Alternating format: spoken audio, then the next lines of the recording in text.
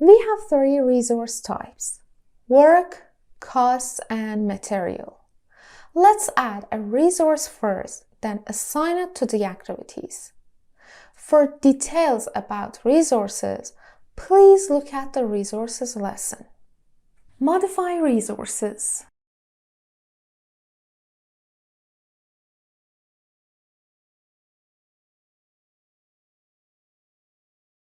For adding resources, we go to the View tab and select Resource Sheet. Here, I add myself, Samo, as a resource. Because I'm also gonna work. The type is work. It is not material, so leave it blank. Initial is S. No group, maximum is 100. For the standard rate, I insert 120. Then we have a designer.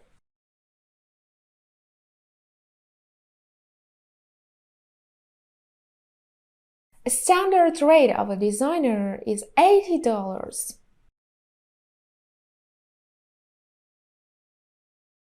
These two were manpower. That's why we selected work. I insert another resource as material: concrete. The type is material. It is cubic meter. And the rate is 120. Easy, isn't it? I insert another material and the rest is your homework. I insert bricks. It is material, cubic meter, and $10. That's okay.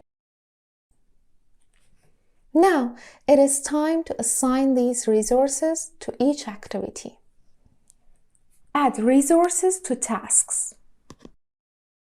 I press on Gantt chart here to back to the tasks view.